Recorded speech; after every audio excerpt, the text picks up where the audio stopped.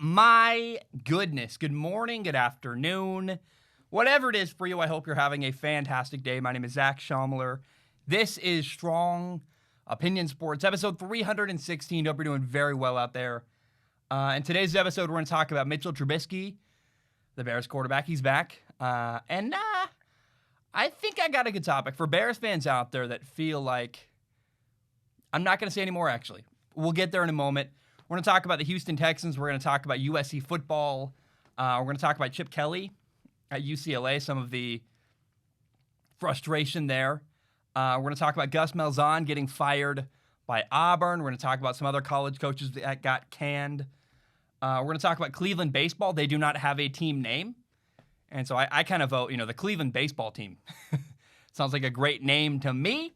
And then, look, I think we just have a fun show ahead. I'm really excited for today. There's Thursday Night Football tonight. That'll be awesome. I want to dive in, though. And I guess I need water first for my Strong Opinion Sports mug real quick before that. I don't have a way to sell these to you guys yet. I'm working on it. Hope it comes soon. I want to make them really cheap and, not high quality, but cheap to buy. I don't want to gouge you guys, so working on it behind the scenes. It's coming, I hope, someday. But again, I want to make it a fair, reasonable price that's not going to blow people's doorknobs off. I want to give Bears quarterback Mitchell Trubisky a shout-out. And look, if you know me, I try to always be fair. And so, look, when somebody deserves to be called out, hey, look, I call it like it is. I try to be honest all the time. But if I'm going to call people out, there's a bit of integrity that comes along with that. So again, if I'm going to call somebody out when they're bad, I also think it's fair to praise them when they're good. And while I stand by everything I've ever said about Mitchell Trubisky, he's played a lot of bad football. He drives me nuts. I will say, the guy had a very, very good game on Sunday against Houston. And look, he made good decisions. And I've been waiting a long time for Trubisky to play that way. There are flashes every once in a while where you go, wow, Trubisky, that looks good. I like it. I thought he executed at a very high level on Sunday. I thought he underthrew the ball a couple times, down the sideline or on out routes where I don't know that that's a completion against a better defense. But he did have this awesome throw, like where he's rolling left. He's got Whitney Merciless in his face. He had an underhanded delivery to Cole Kmet. And I thought that was kind of his best play of the day where I went, oh, not bad, Mitch. And look, on Sunday, Trubisky went 24 for 33 passing, had 267 yards, 3 touchdowns. And we're back. We're talking about Trubisky again. And so, number one, on a personal level, Mitchell Trubisky has been through a lot. I mean, I know what it's like to get ripped to shreds. I know I also, by the way, I have been part of the group of people ripping him to shreds. I know the media has been very hard on him. And again, I have an understanding of what it's like to be criticized. I talk for a living. Strong Opinion Sports is my full-time job. And when you make content, every little thing you say gets ripped apart to shreds and criticized and analyzed, and everybody has some kind of feedback, usually negative, to send back to you. I also played quarterback in college. And so I understand what it's like to play quarterback. I understand what it's like to be criticized. You combine them. I think that's what Mitchell Trubisky's been through in the last year and a half, 2, 3, however many years he's been in Chicago. And so with the context of what's gone on in Trubisky's life, for him to put it all together and have a really great game, especially after being benched, I mean, you got benched, you got ripped apart by the media and by your fans. And so that moment, playing really well, having a good game, that's got to feel incredibly good. I'm happy for Mitchell Trubisky. And it's a cool story when you go, wow, this guy's been dragged through the mud. And he's still got some supporters, I've learned, since Sunday. Because they are loud and chirpy. And I'm sure it had to feel good. Like, hey, I'm still here. I'm still Trubisky. I can still do whatever. Now, on one hand, I walked away from the game going, man, that's cool. Like, Trubisky had a good game. That's awesome. And then my next immediate thought, though, was, man, like, why can't that happen more often? Why did that game, which is quality quarterback play, why did that feel like some amazing rare thing? It shouldn't. That should be what happens every single week. And we just saw the Bears destroy Houston 36-7. It was a beatdown. And for me, it was a reminder, oh yeah, like when Chicago gets good quarterback play, they're capable of a lot. They're a solid football team. They got some good players. They got Allen Robinson, a great receiver. David Montgomery. Jimmy Graham, say what you want. He's got 6 touchdowns this year. He's a beast on the goal line. Cole Kmet, Darnell Mooney. A good, solid defense led by Khalil Mack. I mean, there are some players on this Chicago Bears team that are formidable. And so watching the game, Houston against the Bears Sunday, I was reminded that when the Bears get good quarterback play, they're dangerous. And it's actually kind of an exciting thought to go, wow, what if the Bears had a good quarterback? Like, what if every week the Bears had a quarterback who played well? And I want to frame it that way. I'm not trying to say, what if it wasn't Trubisky? I'm trying to say, what if Trubisky played well? Or what if it was a new coach that solved the problem? Or what if the Bears had to bring in a new coach and a new quarterback? My point is that whatever shuffling needs to happen, a new coach or a new quarterback or both, changes need to be made in Chicago. And whatever changes are made, the result needs to be consistently good quarterback play. You need good quarterback play week in and week out. Because this Chicago Bears team clearly can win games. And it's being wasted every week when you have Nick Foles having a bad game or Trubisky having a bad game. I don't care who plays quarterback for Chicago. They need good quarterback play. No matter how you solve that problem, it needs to be solved. Personally, I don't believe Mitchell Trubisky is the answer. He did have a good game. Hey, great. He had a great game against Houston. By the way, they're 4-9. That's not an impressive win in my opinion. But again, it's been a roller coaster in Chicago. Occasionally, Trubisky has a great game, and you go, oh! And right as a lot of people are getting ready to give up hope on Mitchell Trubisky, he'll do like one good thing, distract everybody, and people are like, yes! See? He's got it! And you're like, but for like 7 weeks, he didn't have it. Suddenly, he played one good game, and you're reaching, and your wishful thinking says, Trubisky's our guy long term. It's wishful thinking. That's the word I'm looking for. And so I would not put my faith in Trubisky. I think that he's played more bad than good, and I just look at it and go, it's not worth the trouble anymore of putting anybody through the roller coaster of this Mitchell Trubisky. But again, he did have a good game against Houston, and I applaud him for that. I thought it was really, really cool. But again, that's a 4-9 football team. They're the second to worst defense in the entire NFL. So I don't look at that and go, wow, Trubisky really beat a good... Like, when Trubisky beats Kansas City or New Orleans or any formidable team, hey, there you go. Like, his signature win this year is against the Detroit Lions. Okay?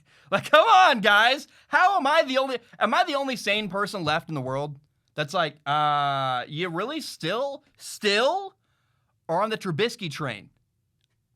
I know he's got a good moment occasionally, but you're reaching if you think that good moment twice a year is going to be the consistent quarterback play you need to win you a Super Bowl. It's just not going to happen. And maybe you get a good coach or a better coach, and that changes things for Trubisky. I don't know. I don't think Trubisky's the answer, but whatever changes need to happen, the Bears need good quarterback play week to week. They're too good of a football team to have their years of their franchise wasted with bad quarterback play.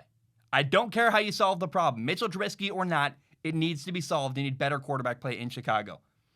Also, I do want to give a shout-out to Jimmy Graham. Jimmy Graham is a Bears tight end. They brought him in the offseason in free agency. They gave him a big contract. A lot of people were like, oh, terrible contract. I think I even was like, really? Jimmy Graham? Like, is that going to work? And to his credit, Jimmy Graham has 6 touchdown catches this year.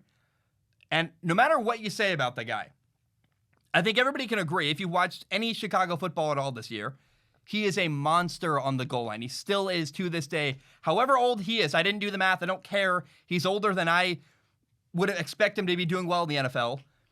And he's still a guy who's hard to match up against the goal line. On the goal line, he's hard to match up against. You throw a jump ball, you throw a fade on the goal line.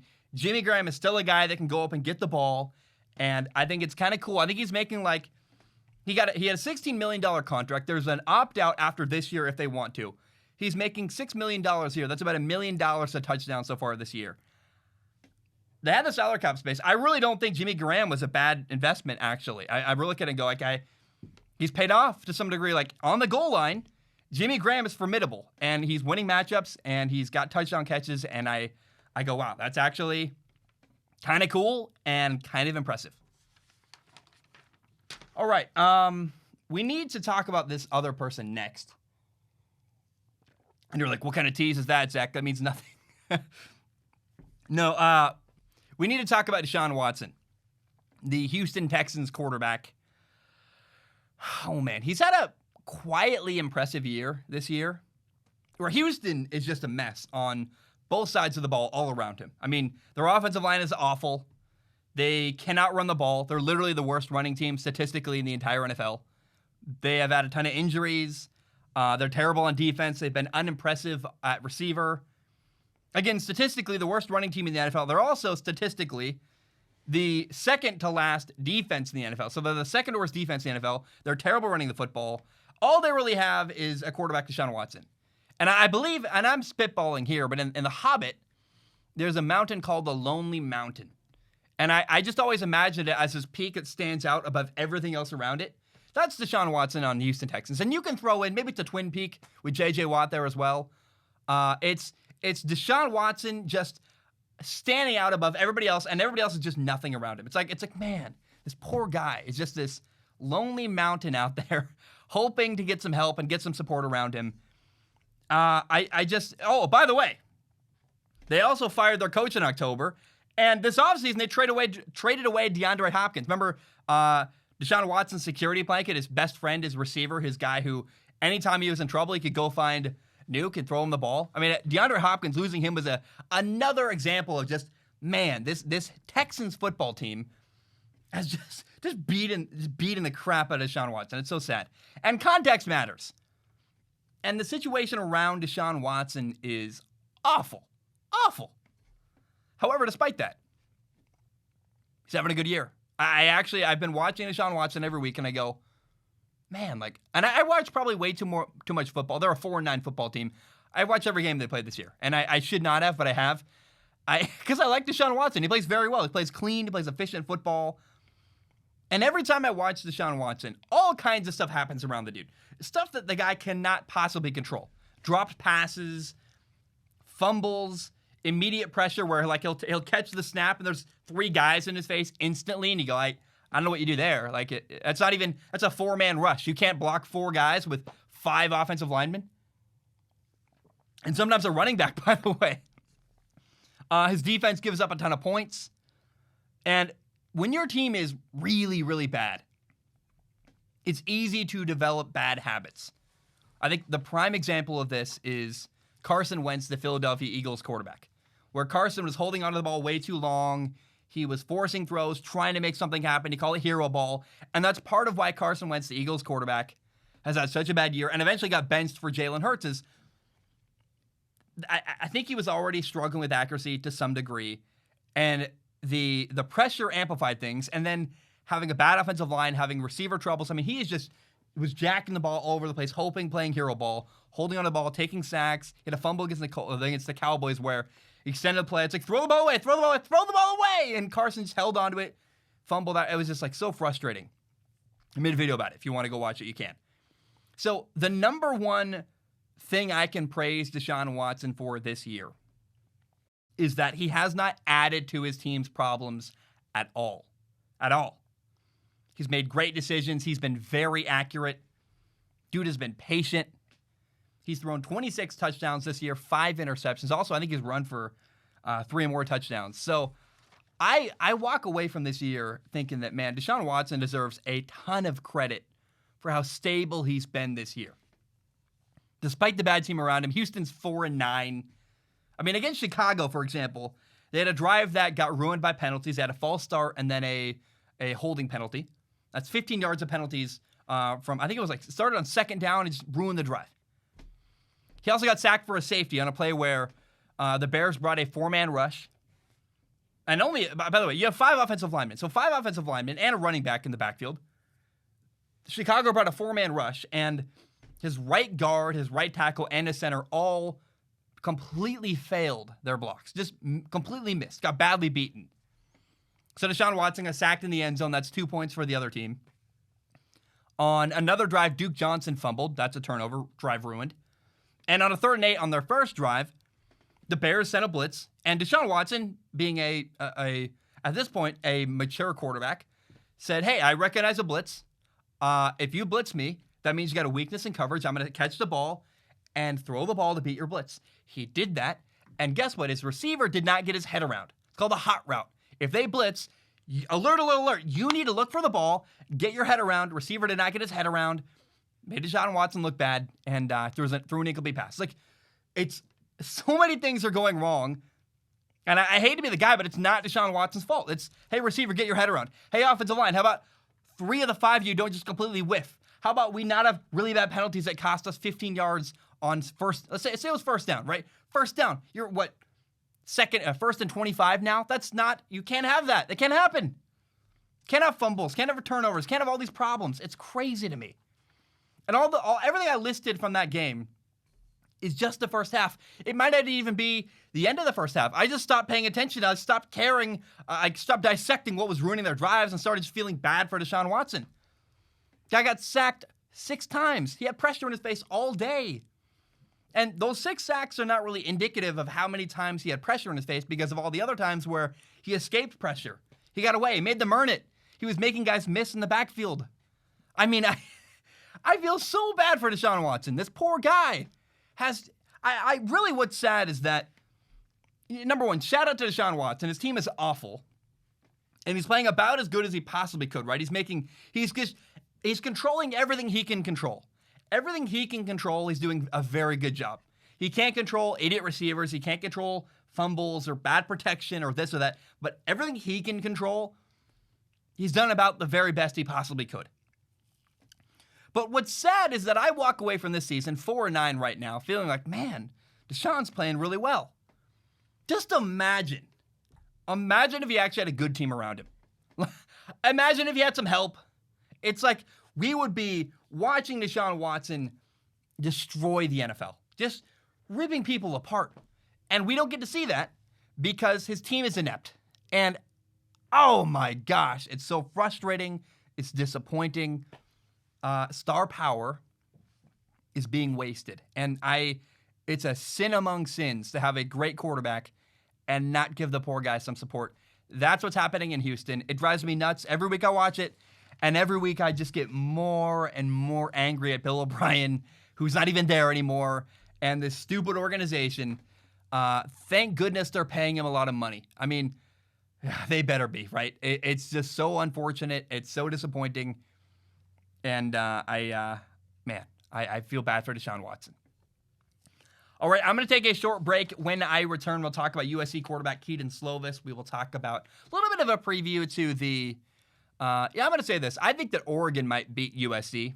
I think today's Thursday, so tomorrow, Friday. Friday night, the Pac-12 championship game. Oh, man. I love Kedon Slovis, the USC quarterback. His team, they got problems, man. I think Oregon's better up front. I think Oregon is going to push him around a little bit in the trenches. I think that Kedon Slovis has saved USC a couple times. We'll talk about it in a minute. We'll talk about USC, Chip Kelly, Dorian Thompson-Robinson. We'll talk about coaches who've been fired. We'll end with F1 at the very end of the show, so you can skip it. My name is Zach Schaumler. I'm going to take a short break. I will be right back. All right, we are back. Hope we're doing very, very well. And, I'm looking at my face in the monitor. Really, my hair. I need a haircut very badly. And I don't even know if I can get a haircut, actually. Come to think of it. Like, I'm so disconnected from the world. I don't go outside, really, unless I'm getting like groceries or gas or I work from home. I go for walks like at midnight in the dark here. Can I get a haircut? I don't know. I live in Washington. I know they shut everything down. A genuine question. I'll do research, but I need a haircut. I think it looks too long. Let's jump in. We'll talk about USC quarterback Kedon Slovis. So, in my opinion, I got some in my nose. I hit my nose earlier. It's very itchy and doesn't feel good. USC quarterback Kedon Slovis is having a fantastic year. I love watching the guy.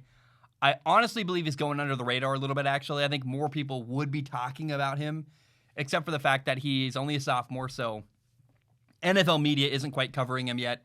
there's no draft hype just yet, although there will be very, very soon. People are going to start watching tape and go, oh boy. Like as soon as the 2021 NFL draft ends and they're like, who's next, right?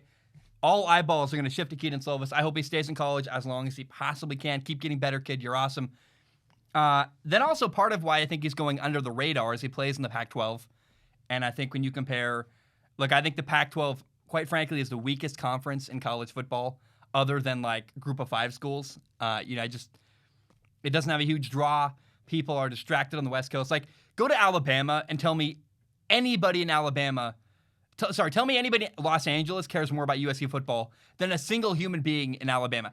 Every single human being in Alabama cares more about college football than 97% of people on the West Coast, I feel like. I mean, it's not even close. It just doesn't even, it's not even comparable. And so, I will say though, USC is 5-0. However, I don't think that this is really a team that is that great on a national level. I mean, if you compare, and I live in Pac-12 country. Like I went to a Pac-12 school for college.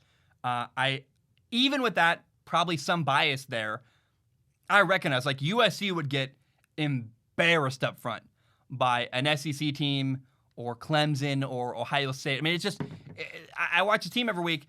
They're getting challenged up front by Pac-12 schools. They're not even dominant in, goal-to-go situations on 4th and 1 or 3rd and 1.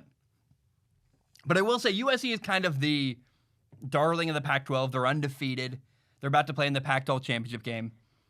And I think what's not talked about when it comes to USC football is that they have been rescued by their quarterback in 3 of their 5 games. Kedon Slovis is phenomenal, and he's just bailing them out of bad situations repeatedly. They beat Utah. They beat Washington State. Those were 2 convincing wins. Utah game was close. Then USC pulled away at the end. But Arizona State, Arizona, and then now UCLA last week, they only won. And other people made plays, right? But the reason why they won those games was because of their quarterback, Kedon Slovis. He stepped up. He made plays. He saved them in the 4th quarter. Now, again, I think USC's got some good receivers. I want to give credit to other people, too. They're out there.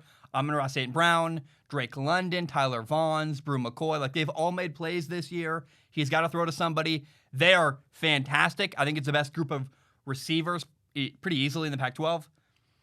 They also have a star future NFL safety, Talanoa Hufanga.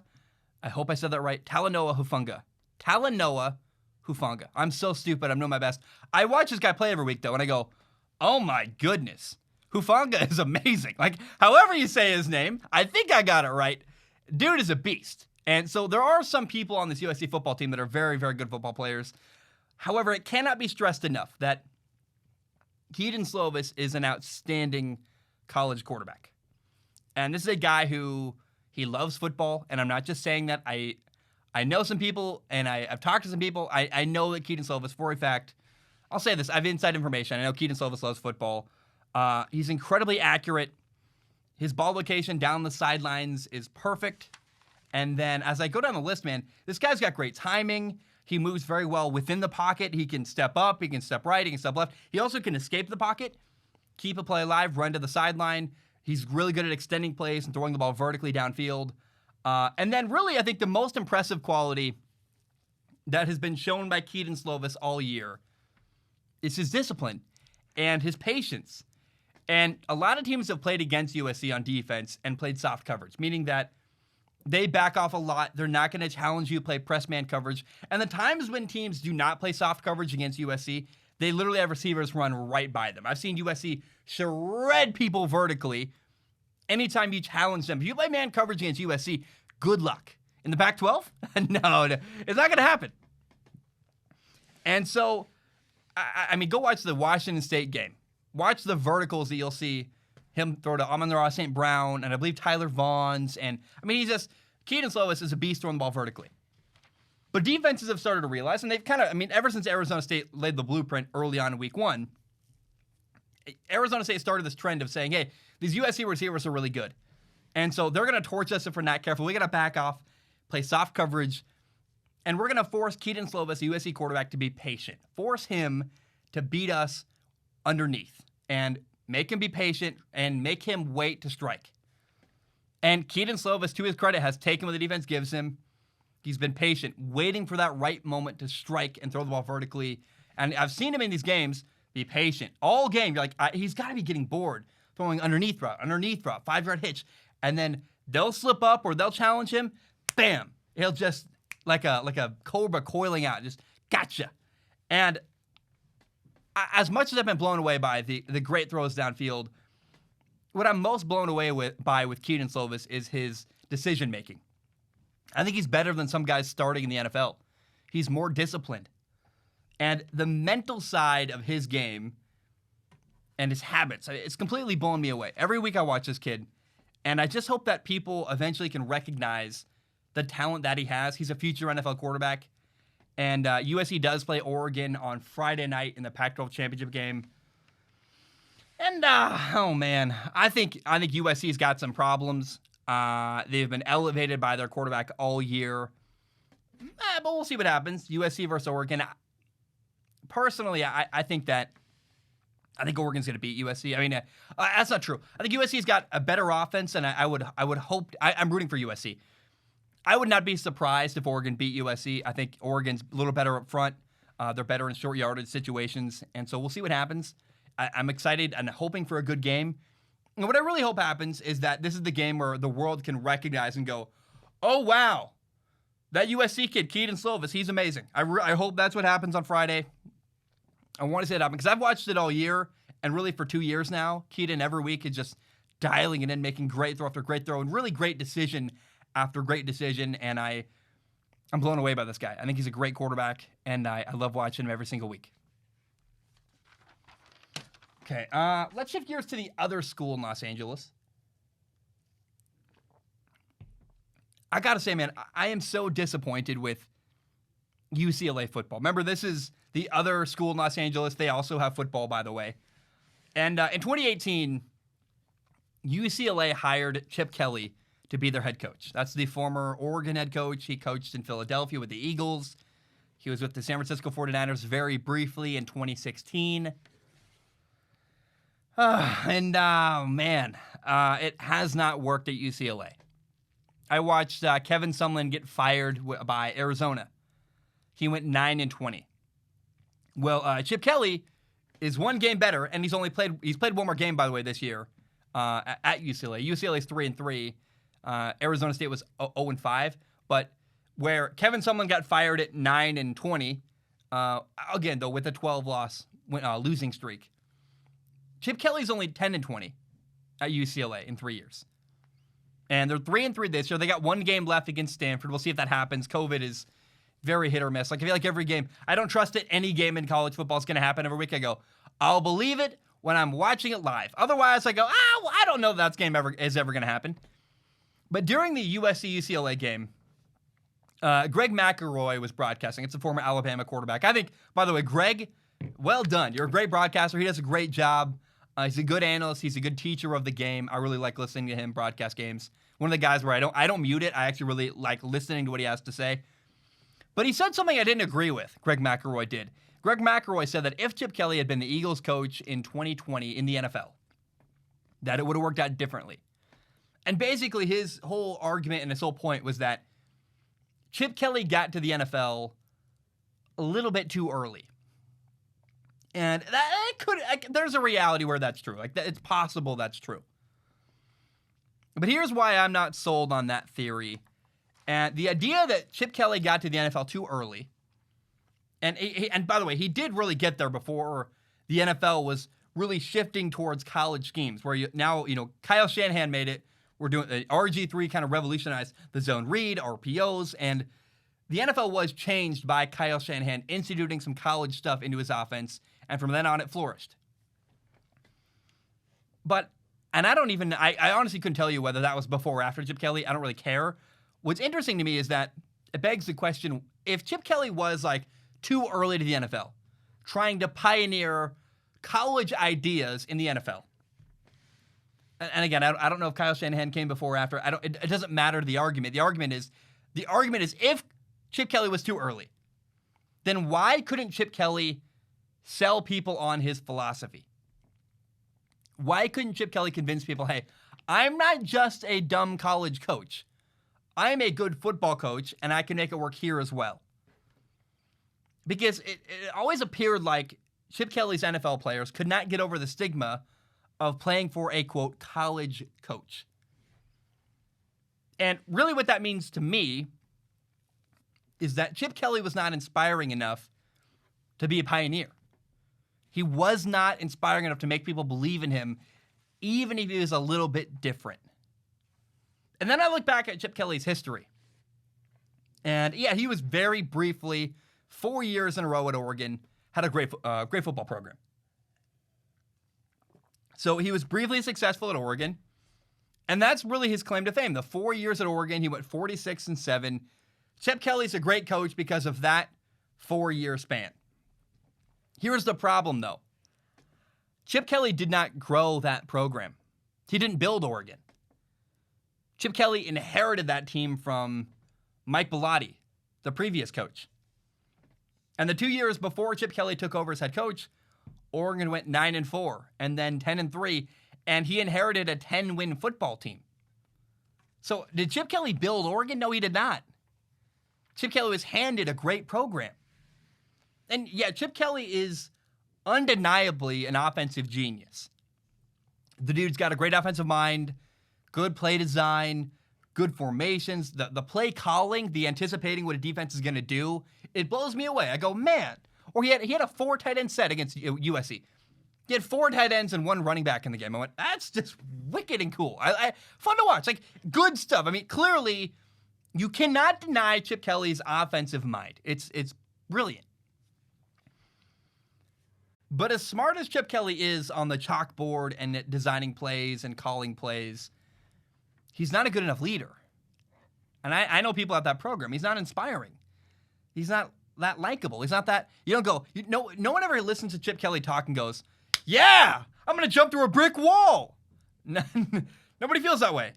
And I know that when I listen to Herm Edwards at Arizona State, I, watching on my couch, go, I am ready to do anything this man wants me to do. This guy is amazing.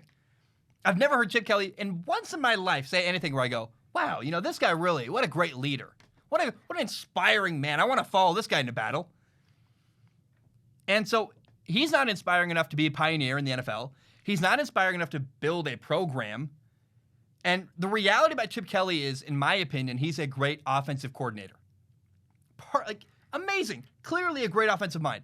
But because you're a great offensive mind does not necessarily mean you're going to be a great head coach. And I don't think Chip Kelly's a great head coach. And that's the problem. And that's what's going to... UCLA, they're going to keep banging their heads on the wall, waiting and waiting for Chip Kelly to build that program. And I don't think he's capable of that, unfortunately. I hope he gets a job someday as a coordinator.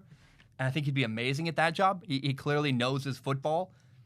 But you need to know more than X's and O's to build a great program and be a great head coach. And so since I'm talking about UCLA, I want to talk about Dorian Thompson-Robinson, the quarterback at UCLA. And we'll call him DTR. DTR's career makes me sad. I mean, I go, man, like, oh, dang it. Every time I watch the guy. Even when DTR does very well, it makes me feel, honestly, more discouraged because the talent there is so obvious. I mean, he's got an amazing arm. He can run really well. He's got good ball location. He can extend plays. He can run for yardage. I mean, DTR can do everything. Dorian Thompson-Robinson. He's got the skill set of a Heisman Trophy winner. I mean, just to be totally honest. And we've seen flashes occasionally. I remember there was a Washington State game up in Pullman 2 years ago maybe, where in the snow, he put up like 66 points and had a crazy comeback. And so we've seen moments where DTR is amazing. And I thought the USC game, he played really, really well. And I don't know what the problem is. I can't diagnose the problem. I think I can't tell you why he hasn't exploded and become a star. I feel like he's capable of it, and it hasn't happened. And DTR's had a very up and down career where moments of greatness and then moments of really bad lows. And maybe it's coaching. Maybe it's he was out with COVID this year, so we'll never really know. And again, if it is coaching, I mean, that appears to also been kind of the problem with Justin Herbert is he got to the NFL, got better coaching. Justin Herbert exploded, and we're like, wow, how could you ever doubt him? And I go, well, he wasn't doing the stuff he's doing in the NFL in college, right? He's okay. Like, you can be mad at me about Justin Herbert. I think good coaching matters, and that's what made Justin Herbert even better. And I would love to see Dorian Thompson-Robinson at the Senior Bowl or in an NFL preseason game because he's a really talented quarterback. And I'm not sure why he hasn't exploded. I don't know. Is it him? Is it work ethic? Is he just a really talented guy that doesn't care very much? Is he poorly coached? Like, I don't know what's going on. But I know that when I look at Dorian Thompson-Robinson play very, very well, I go, man, like, where is that all the time? It's discouraging and disappointing because it feels like a missed opportunity with a guy that's incredibly physically gifted who has not exploded and has not had a great career, and I feel like is capable of potentially winning a Heisman Trophy with just his talent-wise. So, I don't know. DTR makes me very, very sad. UCLA football makes me very, very sad. Chip Kelly, I don't believe, is going to be the guy to turn that program around, and it's all just unfortunate. Now, by the way, I want to give a shout-out to UCLA running back Demetric Felton. Dude can run. Dude can catch passes. He's got a really cool skill set, and I think he's going to get a chance in the NFL. And I walked away from the USC game going, oh, who's that guy? Very impressed with Demetric Felton, and I want to see more of him down the road moving forward. All right, I'm going to take a short break. When I return, we'll talk about fired coaches. We'll talk about Cleveland baseball, Formula One at the end. Gus Malzahn. You guys know, I'm sure you know that name. We'll talk about him. He got fired, and it was interesting what happened. All right, we are back. Hope you're doing very, very well. Let's talk about some fired football coaches. The University of Arizona just fired Kevin Sumlin, their head coach. The news broke right after they lost to Arizona State, 70-7. That means that Arizona State scored 70 points, 7-0, and Arizona only scored 7. Not good. And Arizona was 0-5 this year. And in the 3 years Kevin Sumlin was there, he went 9-20. He had 9 wins in 3 years. So 0-5 this year. Actually ended his tenure on a 12-game losing streak. In fact, to add insult to injury, he actually lost all 3 matchups against Arizona State. And here's what the Arizona athletic director, Dave Heek, said. He said this, quote, "When we hired Kevin 3 years ago, we had very high hopes for our football program. Unfortunately, we simply have not seen the results and upward trajectory in our program that we needed to. And I believe now is a time for a change in leadership. I thank Kevin for his service to the University of Arizona and wish him the very best in the future." And so I walked away from this, and I'll be totally honest, I have not followed Arizona very closely. I could not tell you what specifically happened that caused him to fail as the Arizona head coach. But I just was disappointed it didn't work. I know that Kevin Sumlin once coached Case Keenum, and then he later coached Johnny Manziel. And so he's had his hands on some really good college quarterbacks. And I always thought that, man, Kevin Sumlin teaming up with Khalil Tate, a guy who could run and throw, and I thought was a guy with Heisman potential, we'll say. I thought, man, Kevin Sumlin with this guy, going to be a home run. And Khalil Tate came and went, and it never worked. Kevin Sumlin and Khalil Tate never worked. And I think that was the moment I realized, wow, he can't coach Khalil Tate, and Khalil Tate and him aren't working. Because Tate was so talented. It felt like a gigantic missed opportunity. When that happened, I just realized, oh, this isn't going to work. And I ever since that moment, I've been like, man, how long until Kevin Sumlin gets fired? And he did, and it's sad. It's like, man, I'm just disappointed that like it would have been so cool to see Kevin Sumlin work at Arizona. It didn't work, and it's too bad. Now, Illinois fired their coach, Lovie Smith. That's also Lovie Smith was the former Chicago Bears head coach. He actually took them to a Super Bowl and lost to Peyton Manning, Tony Dungy, and the Colts. Lovie Smith was at Illinois for 5 years. He went 17-39. His team was 2-5 this year so far. I think he might play one more game. We'll see what happens.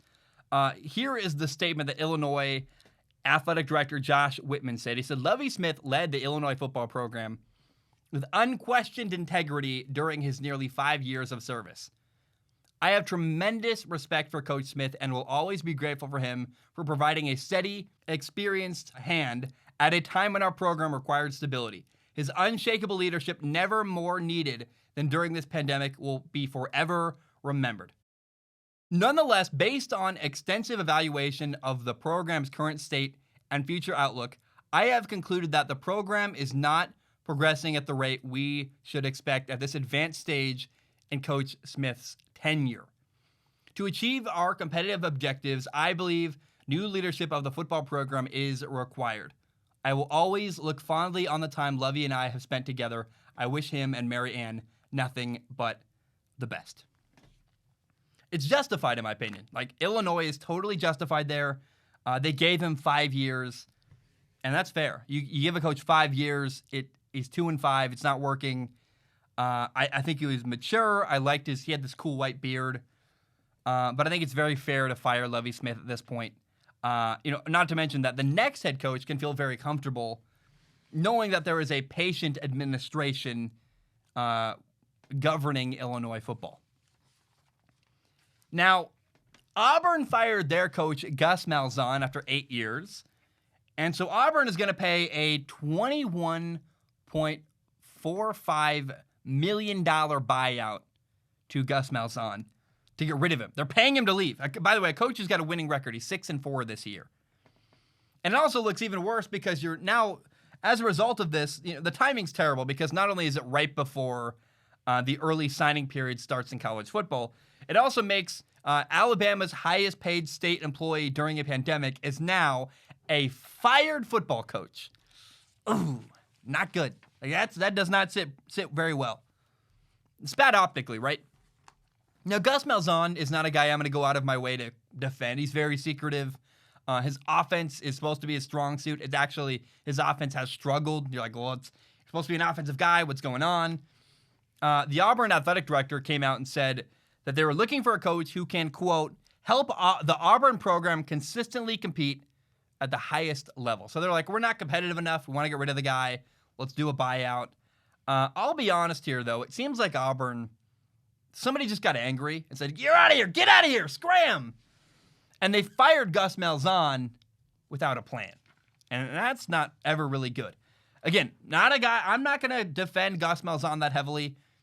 I will say that as a coach, he did go to the national championship his very first year. His rookie season as head coach, lost the national championship to Florida State. He was also the offensive coordinator for Cam Newton.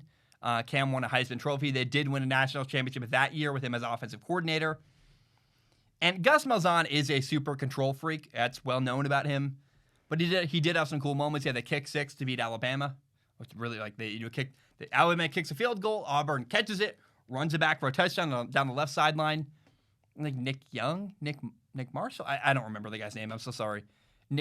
Something Davis. Some Davis name, I forget. So, Nick Davis, maybe some crazy cornerback runs it back for a touchdown. You're like, it's amazing. It was kind of the highlight of his Auburn coaching career.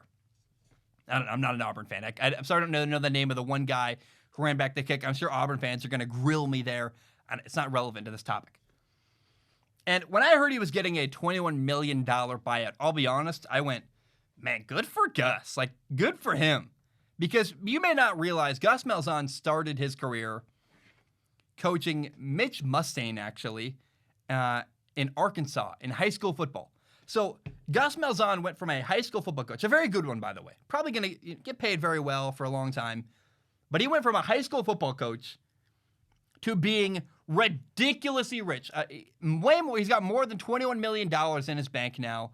And I just go, man, good for Gus Malzahn. I mean, that's just if that isn't the American dream right there. I mean, that's just awesome. Like, hey, well done, man. Now, here are the names that are being thrown out to replace Gus Malzahn. I've heard Oregon coach Mario Cristobal. I've heard Scott Satterfield at Louisville. I've heard Billy Napier from the University of Louisiana. Hugh Freeze from Liberty. Bill O'Brien, the former Penn State and Houston Texans coach who got fired from Houston. Mike Gundy at Oklahoma State. Brent Venables, the Clemson defensive coordinator. Tony Elliott, the Clemson offensive coordinator. Dan Quinn, the former Falcons head coach who got fired in the NFL. Some of those names feel like wishful thinking, like good luck getting Mike Gundy or Mario Cristobal. They're happy, they're safe, they've got good jobs, and they're paid well. I doubt they're leaving. And then, I'm not really sure some of these names are even an upgrade. Like Tony Elliott or I'm not going to, I don't want to throw out any more names to make people angry, but there are a couple names on there I'm like, that guy's better than Gus Malzahn? Really? Like, okay, good luck. And then really the question has to be asked, is Auburn even a good job? And I can feel the anger. Like, I know that people watching and listening, just a wave of anger ran right through Auburn fans. They're like, War Eagle! Ah! I'm like, yeah, great. But think about this. It's a lot of money, but they're going to also have an unhealthy expectation right off the bat. And if you're me, I mean, you better make me a rich man if you want me to coach at Auburn. If I'm Mario Cristobal or Mike Gundy, who's very safe and very happy. So we'll see. I got my eye on this Auburn job. We'll see what happens.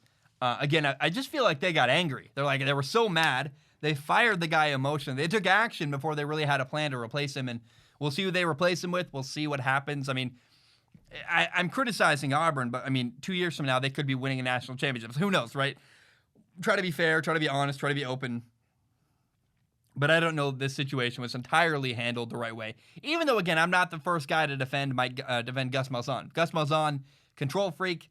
His offenses haven't been playing very well. He's not killing it. So, if you're not doing amazing, your firing's probably justified. But was it really justified to do a $21.45 million buyout right now during a pandemic when you probably don't have a plan to replace him? And he's 6-4. He had a winning record, by the way, this year with a young quarterback who's growing. Okay, good luck, man. Good luck, Auburn. Good luck to you guys.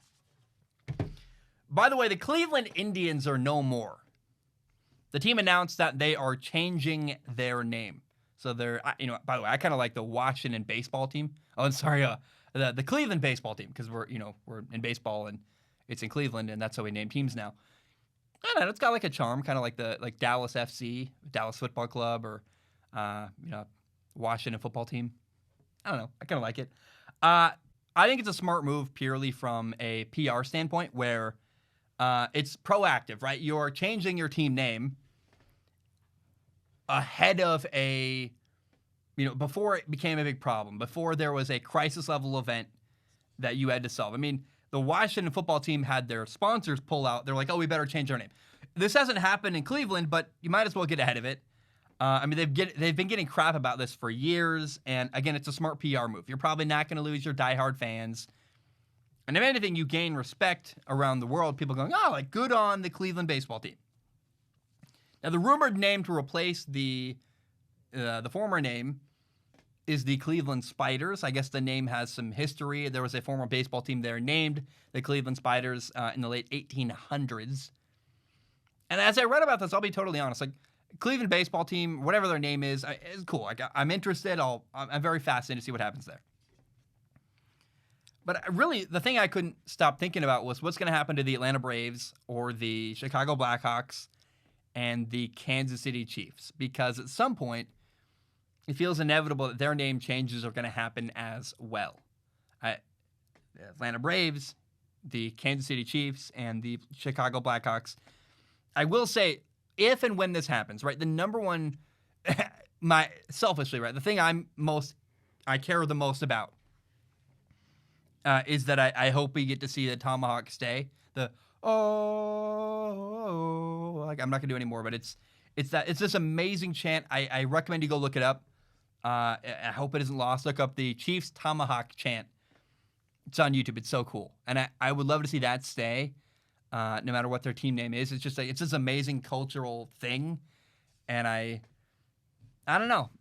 I guess the only angle I can take, because I'm on YouTube and I have to say the right thing here, is PR says it's the right move. You're proactive. You're changing things ahead of the inevitable anger, and it's already, again, it's a name that is widely viewed as offensive anyway. So the best thing you can do is say, we're going to change the name before it becomes a big problem and we have lawsuits or this or that. And I think maybe they get some credit points for being proactive. So good for Cleveland, and it's a good name change. All right, last topic of the day, from that kind of downer of a topic. The Formula One season came to an end on Sunday. We had the Abu Dhabi Grand Prix. And it was such a boring race, I'll be honest. Max Verstappen won. Valtteri Bottas got second. Lewis Hamilton got third. The top three did not change the entire race. That was the top three. Even in the starting grid, I mean, that's how they qualified. That's how they finished. That's how the race went the entire time. All 50, 60, whatever many laps there were. And I'm new to F1. It's my first year following F1 religiously. I don't know if Abu Dhabi is always a boring track. Maybe the track layout lends itself to a boring race. It's not very good. I don't know. But I will say there's also an inherent flaw with F1. And I don't know that it's like this world-shattering awful thing. It's a thing that you can't really solve. Is the built into the way the league works is you always are going to have an anticlimactic ending. Although I will say, if there's ever a race that comes down to a season that comes down to the final race, I bet that'd be amazing. I bet it's happened before. It would have been so cool if like this race had huge implications. It didn't, because you got a point scoring system. And so Lewis Hamilton won a long time ago. And a couple weeks ago, Mercedes won. So we knew who won the Drivers' Championship and the Constructors' Championship weeks ago. Now, in this race, in the Abu Dhabi Grand Prix, Sergio Perez had engine trouble. He had to retire early, meaning he did not finish the race. So Racing Point's hopes to get third in F1 relied on Lance Stroll. And Lance Stroll could not deliver, by the way, which is not a surprise. If I were Racing Point, I'd go, okay, all of your hopes to get a podium finish in the Constructors' Championship, to get third, I don't think of a podium for that, and I have no idea. But to get third, all your hopes rely on Lance Stroll. I'd go, dang it, we lost. And they did. Lando Norris got fifth. Carlos Sainz got sixth. So that gave McLaren 18 points on the day. They leapfrogged Racing Point. Lance Stroll finished 10th. That gave Racing Point 1 point on the year. So in the Constructors' Cup, Mercedes got first. They had 573 points. Red Bull got second with 319 points. And then third was McLaren with 202 points. And right behind them in fourth was Racing Point with 195 points. Renault was fifth, 181. That's really all that happened. The only interesting thing that happened in this race was that McLaren leapfrogged Racing Point. Otherwise, the top three did not change the entire race. It stayed the same. And I will say, as I reflect on F1, I love the drivers. I love the technical terms. I love the racing's fun. But I want to give a shout out to one of the things that I think is often overlooked by people that are not new to F1. So if you've been an F1 fan for a long time, you take a lot of the stuff I'm about to say for granted, I would imagine. I'm coming with an American perspective of watching football and baseball and the NBA my whole life. And one thing I love about F1 is that the broadcasters are always the same. And by the way, they're always great. I mean, you watch an NFL game, you're never listening to the same broadcasters week to week unless you watch Monday, like the couple primetime games. And even then, it's, Sunday Night Football has their guys and Fox has their guy and ESPN has their couple guys. And so listening to F1, getting the consistent same broadcasters every week makes me so happy. And actually, I love them. The British accents, it's so good and it works really, really well. The music is awesome. There are great graphics. There's no commercial breaks like there are with American sports. So you're getting commercials with, the team names and the stuff on their jackets and hats and everything, but there's no breaks from the race, and I love that. There's different countries and different locations. You see these beautiful landscapes like the Alps and the mountains and beaches, and oh my God, it's so cool. I love that aspect of F1. It's an amazing spectacle, really. And there's good drama. Turn one's always fun. There's crashes and there's overtakes. And turn one is like my favorite part of almost every race. My girlfriend comes down and sits next to me. My girlfriend became an F1 fan this year. I mean, someone who knows nothing about race. I mean, that's also another thing about F1 is that it's easy to understand. It's very much like if you watch football. My girlfriend asks a million questions. She'll never understand it. She watches F1. She goes, I get it. I know what's happening. He's trying to get past that guy. It's a race. I mean, racing is so. You don't need to speak the same language to understand racing. And it's a great watch. I love F1. It was a fun first year for me. It's my first year ever covering F1. First time ever following F1. Had a great time. I really did. I kind of, my dream, I think, realizing is that my dream is to have a season where the final race is what determines who wins F1. I could be forever till we get that. I have no idea. When you have dominant teams, it's not gonna come down to the wire probably ever. But I just love F1, man. I had a great time watching this year. I think Netflix was filming. I think they got Drive to Survive recorded somewhere. I'll watch that whenever it comes out. I love it. But I just my last takeaway from this year really is that Sergio Perez had better have a job next year in F1. And if he doesn't, it's criminal and ridiculous. I mean, it's ridiculous for Lance Stroll to have a job and him not to have a job, but it's even more ridiculous for Alex Albon to remain the number 2 driver for Red Bull. And Sergio Perez is at home twiddling his thumbs, just waiting. I mean, Max Verstappen even said, he said, look, I have no support. I have no backup. Every week it's me against 2 Mercedes cars. I need somebody else to help push us from the back. I need help. And I hope that Red Bull does the right thing and goes to pick up Sergio Perez and goes to get Max Verstappen help. I would be so disappointed, and I would honestly, I'd lose respect. Like if Red Bull doesn't go get Sergio Perez, in my heart I would go, do you guys really want to win? Like are you guys fraud? Like, do you actually care? Like, are you worried about optics and money, or are you worried about winning? Because I think the only thing you can do if you want to win is go get Sergio Perez and replace Alex Albon. So that's my lasting thought about F1 as we go into the offseason, is that Sergio Perez, and let me Google this before I end the show. Let's Google to make sure that Sergio Perez didn't magically get a job in the last couple hours or minutes while I was talking about this. So Sergio Perez, did he get the Red Bull job? Nope. Nope. Nothing. Red Bull to decide Alex Albon's future in the coming days, says Christian Horner. So we don't know yet. It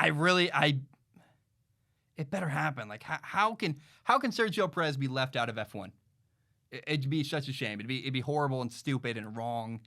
It drives me nuts. Okay, tonight, guys, there's Thursday Night Football. I believe it's the Raiders and the Chargers. The Raiders are what's their record? Let me Google it. Come on. Why? How come when you Google? Oh my gosh, Raiders, Chargers. I'm gonna pull this up. And the show is ending, but I'm leaving. So the Raiders are 7-6. The Chargers are 4-9. Regardless of the record, this is a must-win game for the Vegas Raiders. If they want to stay, they cannot go 7-7. Then they're out of the playoffs. I mean, they're probably already out of the playoffs anyway. But if the Raiders want to keep their playoff hopes alive, they have to win tonight. And it's a tough win. Justin Herbert, like, say what you want about the Chargers. They have a knack for not winning games and blowing leads and doing all kinds of ridiculous stuff. But they are a good football team. And they can beat the Raiders tonight if they play well and if Justin has a great game and if the Raiders aren't on top of things. So Thursday Night Football tonight, going to be a great game. I love you guys. Hope you have a great day. Bam, we are done.